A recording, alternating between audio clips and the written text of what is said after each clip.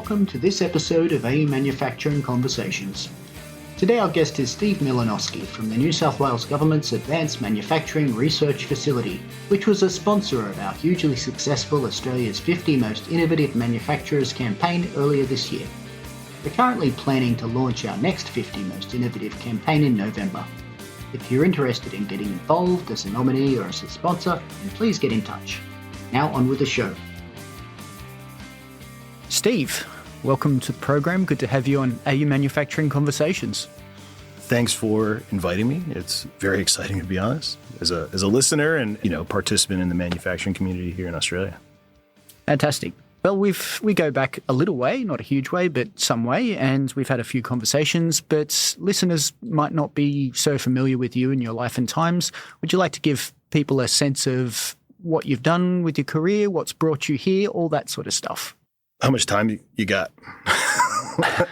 My career is kind of highlighted by luck and being at the right place at the right time in a lot of ways. Like joining the Navy, coming back out of the Navy, going to engineering school, kind of during the global recession, during the GFC. It was just timing. It was luck, and obviously like having the GI Bill to attend school at the time was really, really helped me out. But it took being in the Navy to understand that I wanted to be an engineer.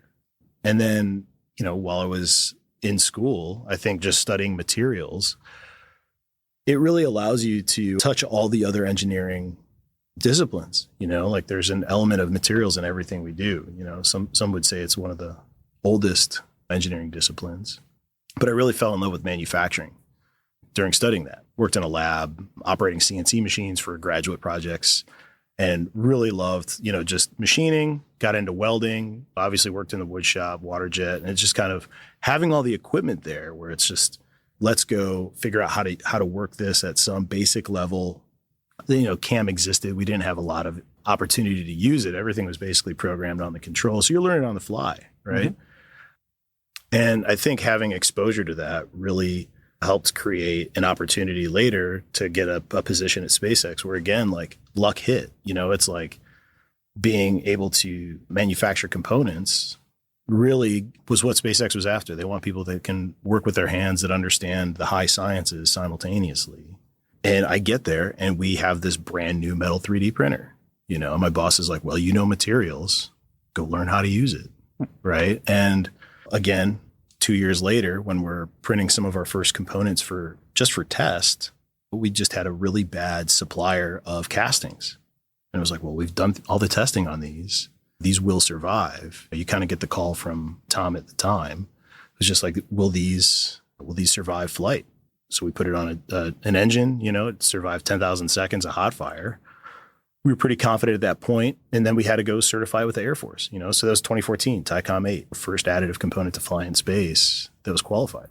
That was just kind of lucky.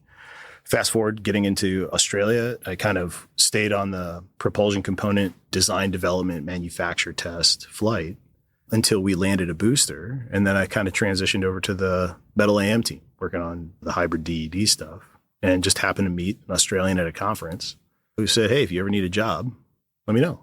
And got to the point where, my Aussie wife said, hey, it's time to go back.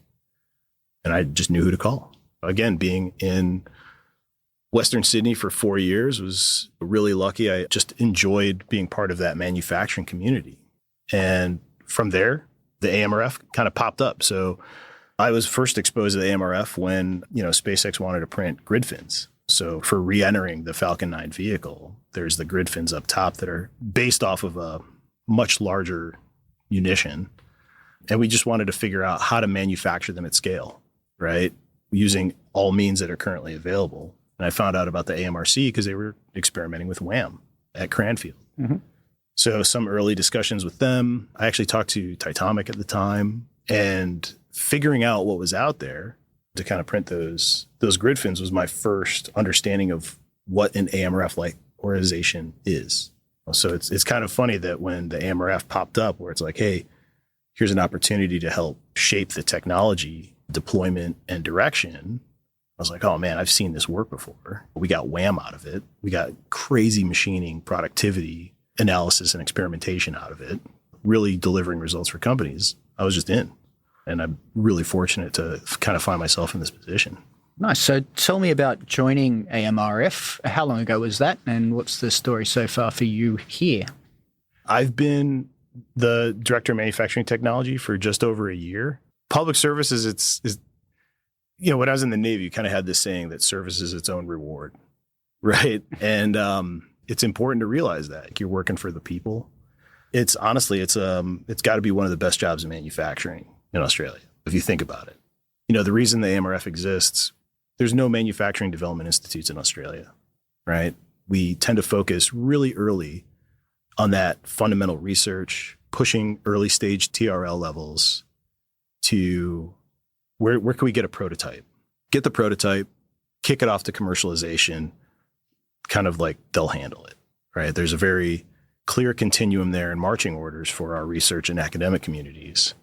Only in the last couple of years has there been that really big push for research translation, right? So for us, we're just really fortunate because we're that kind of that like commercial arm that can help those companies that are developing those early stage technologies to kind of like get through that valley of death and de-risk it, right? So using off-the-shelf technology that doesn't require the high sciences, expensive research projects, things that haven't been invented yet, we kind of consider ourselves more as integrators.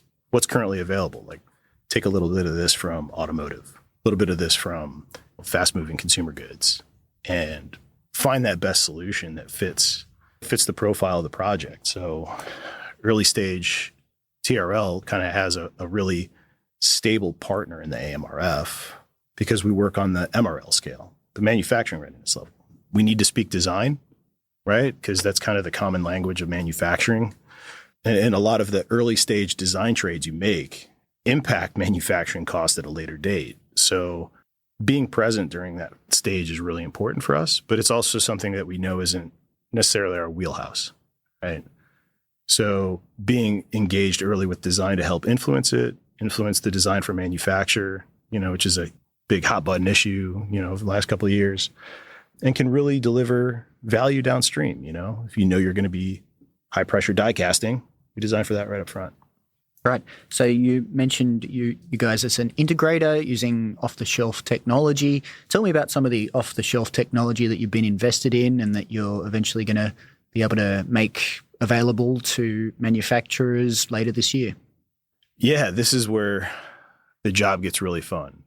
Every engineer, anybody in manufacturing, buying machines has got to be the most fun thing because you're thinking, what can I do with it? Right.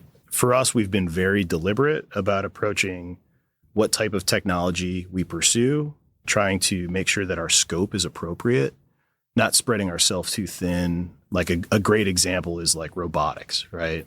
There's fantastic robotics research, fantastic commercial robotics companies available in Australia. So for the AMRF to really invest heavily in robotics early on, without the wherewithal, the experience, and the skills to properly address that in industry, it's just it's a poor use of resources. So the things we've focused on is that design, manufacture, qualify, certify, inspect, right?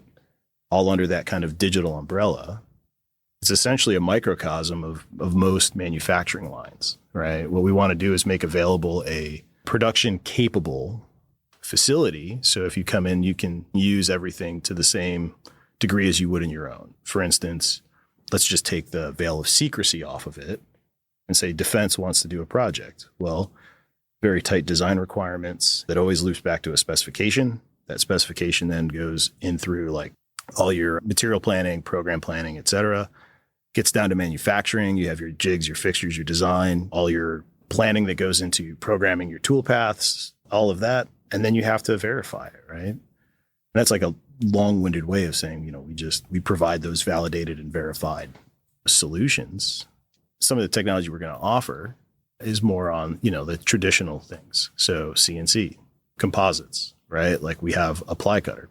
Ply cutters have been used for a long time, but providing that to the users of the AMRF facility, they may not have the business case, so to speak, to go out and say, hey, I'm going to go to, in our case, Pathfinder, and procure a piece of equipment to, cut our composites. Or small facts. What do you think the number one product those, ply cutters process? I've never operated ply cutters, so you tell me. Swimsuit material. Oh.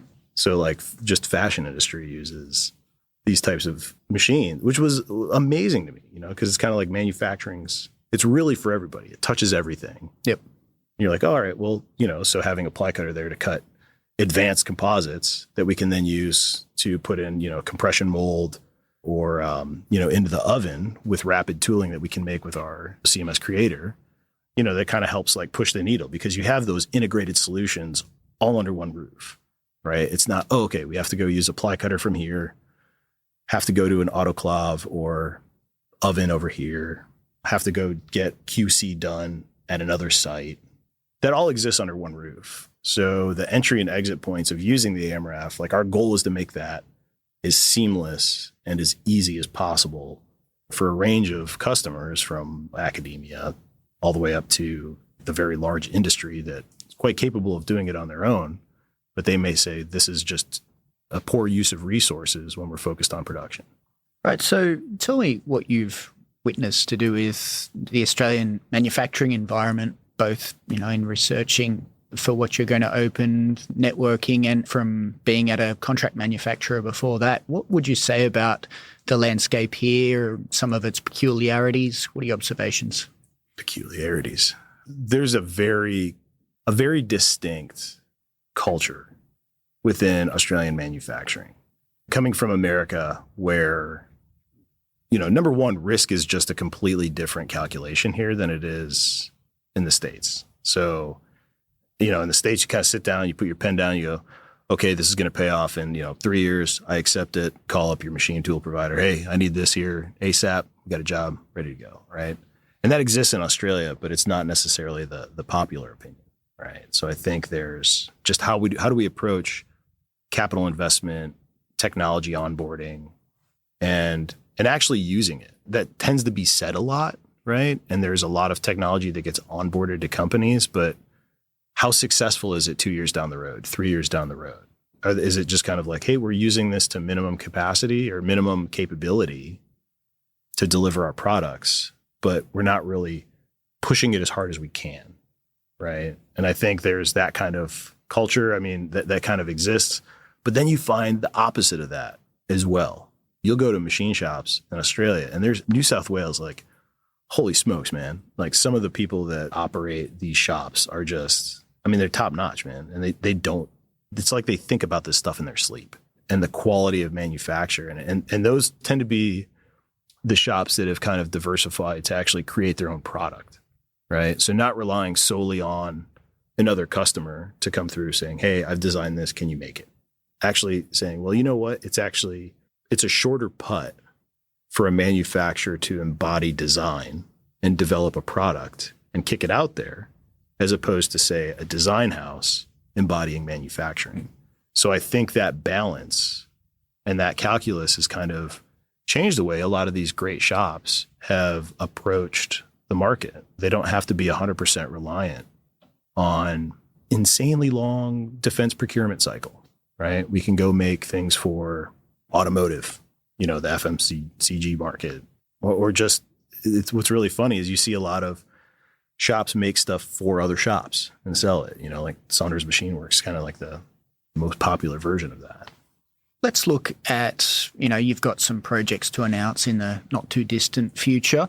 Obviously they'll get announced when they get announced, but for listeners' benefit, what might a project with an SME look like? Where could you figure into what they're doing, and where could you add value?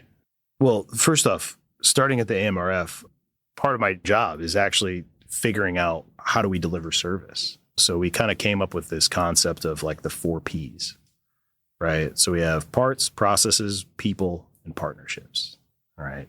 Which is, there's probably a 5th in there that's politics, but we just kind of say that P is silent. If you think of these types of projects, if we're dealing with an SME, right?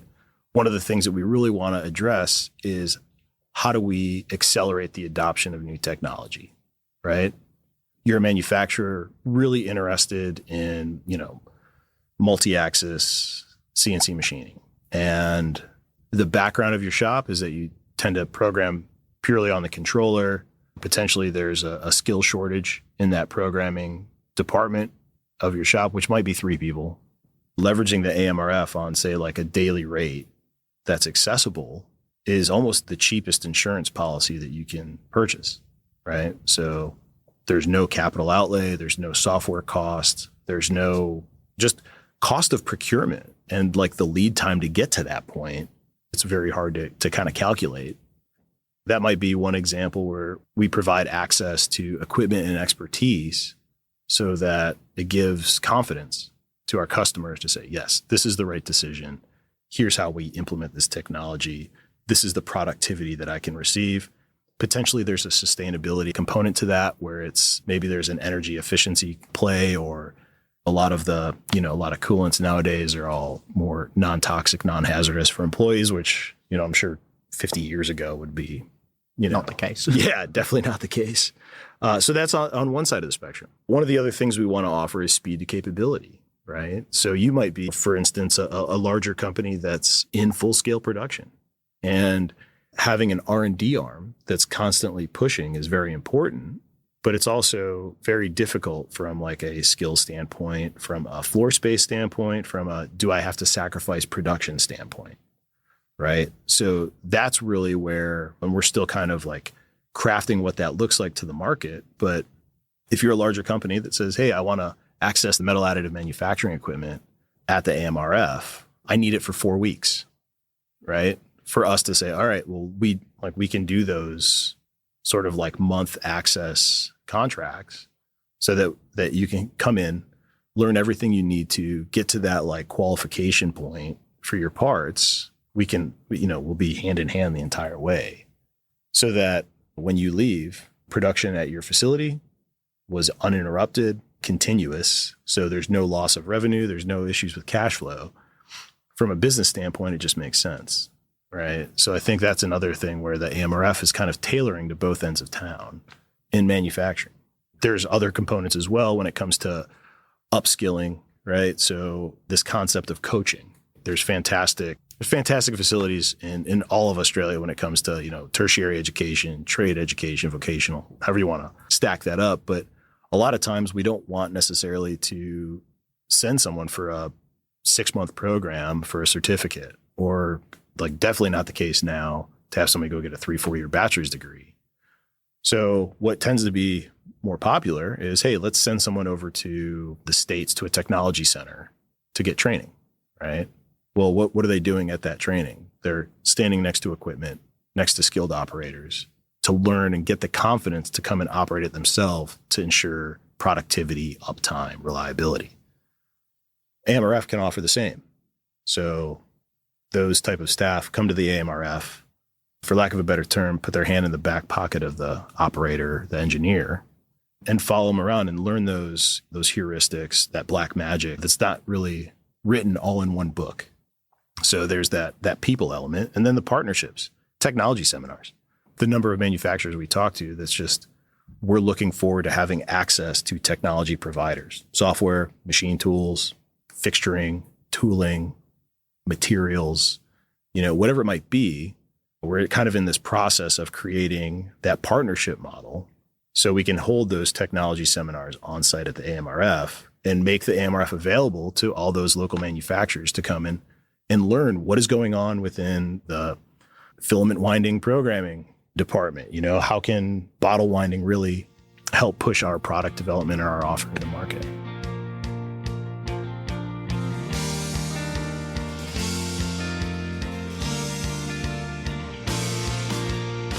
So, some people might say, okay, there's a publicly funded institute. Obviously, as you've explained, you're different to a university or other tertiary provider in what exists in terms of equipment and how it's used. What would you say is a distinction you might like to make if someone said, oh, well, why would I go to the AMRF? That there are some additive machines that's in uni, or there might be this thing at ANTF, which might also charge a per day rate to get competent at whatever the machine is. What would you say is the most important distinction between what you're offering and what some other place might be? I mean, first off, buying machines is the easiest part. It's how you leverage them, right? So for, in this case, academia, right? University, they tend to want to leverage machines to do the fundamental research, right? So using AM as a discussion point, how are we processing new materials? How are we investigating, like heat transfer through the process? How do we make sure that our material is metallurgically sound, right? And getting to those fundamental scientific questions, like what makes the alloy strong? There's this whole other discussion that I'm not qualified to talk about when it comes to alloy design and where we are, like the current state of alloy design in the world right now is just this, like we're just now hitting this point where it's about to explode. It's super exciting, right? But getting back to it, academia, they're focused on that fundamental research and getting to that Tier L4 skill, like I mentioned, or Tier L6, whatever their mandate might be. The AMRF is focused on production scale operation. Our staff comes from industry, right? One of the things that, one of my mates from the Navy, I caught him saying it when we were on Liberty at one point. He said, you got to stay ready so you don't have to get ready, right? And I think that's kind of the purpose of the AMRF when it comes to operating equipment. So we operate equipment as if it's in production. So say for AM, if you want a part and you want a prototype for the very first time, you know what? There's a lot of crossover there. You might go to a university, you might come to the AMRF, might depend on the material available, the timing, the cost, anything like that. However, if you're looking for a solution that you can put into the field, right? So a qualified solution, which is kind of, when it comes to AM in Australia, kind of this there's a very large gray area. Qualification of metal additive in the States has been done. Well, I mean, I was part of the beginning of that, right? And certainly in Europe and like energy markets, huge boost there, like DNVGL in a lot of ways is leading the charge on that. But in Australia, it tends to be this kind of fear of qualification or looking at the cost of it, right? So the AMRF is actually bearing that risk to qualify material. So when you're qualifying additive parts, you're thinking of like, okay, we have machine, we have material, right? We have operator, right? These are three things that definitely need to be qualified that are agnostic of final part, right? And then the part is what you focus on. So you have a concept for a part that needs to go into the field, right? And you want to print with something, say like a scalmalloy, which is a super high specific strength aluminum alloy. That would be a great opportunity to come to the AMRF to investigate if that's going to be right for you, right? And that you can then go put that through those testing paces, understanding that there's a very high degree of confidence, say like, 99.90, 95.50, depending on what your risk posture is when it comes to, understanding mechanical properties, fatigue, tensile properties, any other number of things that I'm forgetting right now. So I think that's the big distinction. We operate as if we're industry and we're here to kind of like assume a large chunk of that risk when it comes to qualifying these materials, because it makes sense to put that all in one entity. And if you have onboarded that technology at your own company, say like on the composite side, so you're doing filament winding, right? And you really want to qualify that process, the AMRF's available to help walk you through what that looks like so that you can leave with the confidence of, I can put this in practice into my line and know that it's going to be there with confidence. Sure. Well, we've talked about additive manufacturing a little during this, and, obviously it's a big part of your background. What would you say about companies in Australia that are using additive manufacturing in a meaningful way? There's been for a long time a bit of a researcher push, particularly in metal additive manufacturing, which has due to its costs, a fairly limited number of use cases where it might pay off for a user. And that seems like it's been rare in Australia. What would you say about additive manufacturing companies in our environment that have been able to use that technology in a meaningful way? Yeah, Brent, that's a great question. I'm not going to tighten the noose anymore on speaking of some of the state of how we got to this point. The successes in Australia always almost come back to application. Where's the business case? Is it a geometry that cannot be made any other way? Very specific engineering applications. Like in Australia, motorsport is massive. I had no idea how large like aftermarket or even performance motorsport market is. Some of the companies leveraging additive there. Like PWR, for example. PWR, Conflux Technology, like they've figured it out. You know, if you look globally, they were actually like leading the rest of the globe when it comes to that technology development, developing those thermal models, being able to iterate quick, and then also having something that's like more of a serial production. We're just going to keep these on the shelf because we know they're going to get consumed. But the other side of that is when you get into like tooling. Australia has a very strong plastic injection molding, elastomeric molding capability as a country. We've always done that, right? But leveraging metal AM for rapid molding production, right? Dropping cycle times. Those are the best AM examples. I'll put it like that because you're getting to this point where there's faster cycle time that results in maybe a lower energy cost, maybe more sustainability, even though you may be making single-use plastics for biomedical, the overall input energy is lower. You know, doing that, like that's another great example of where additive has kind of got to that point. I think what Fleet's done with their antennas that they manufacture via additive, like again, it's always going to be dominated by the application, right? And focusing on like, with everything in manufacturing, at some point, it just comes down to dollars. Yep. Right. So how do you make sense of that argument? Look, the one thing on AM that I think is very unique from the AMRF perspective is that we really cater not just to here's a part, because if you're just delivering an AM part, you're actually providing an AM problem, not an AM solution. Whoever's in contract manufacturing for additive knows if you're buying an AM machine, you should already have a CNC machine next to it or have that planned already. You cannot have additive without subtractive, right?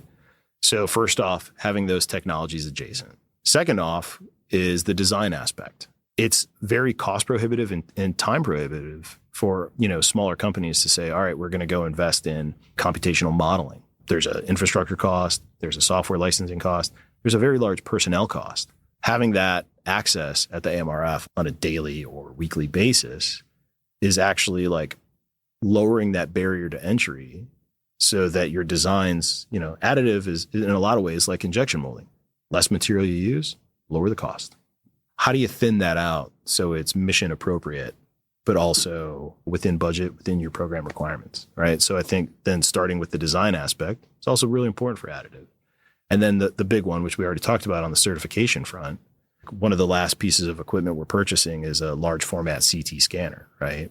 And that's because that it's not commercially available in Australia. Like I have to go use a very cool synchrotron down in Melbourne or an even cooler neutron beamline at Lucas Heights. But, you know, the rest of the globe doesn't have to rely on these like insanely accurate, crazy scientific instruments. They can go with something that's commercially off the shelf and get the information to know that they have the confidence in their manufacturing method. And that's going to be really important, not just for additive, but also for composites. And honestly, like CT is just one of those things when it comes to failure analysis. Like I used to be a valve guy, like still very near and dear to my heart. And the number of times when you can just put an entire valve that might have failed or, you know, seized or something like that into CT and understand, oh, okay, well, bushing's cracked. The seat's cocked, there's FOD on this, whatever it might be. It's indispensable, right? So I think the fact that, you know, again, kind of coming back to that central theme of the AMRF where we kind of manage the interfaces. That's our big value proposition, right? Design, inspection, everything in between. You don't have to go anywhere else. You keep it under one roof. Our engineers sit next to each other. They relay that information in a very consistent, concise way. You have a lot more confidence in the quality of your end product.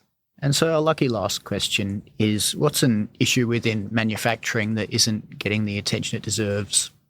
You know, there's a lot when it comes to skill shortage. That's probably the most talked about item when you ask most manufacturers. What are you dealing with? Oh, skills. Very difficult to get skills. Can't find skilled tradespeople. This failed, that failed.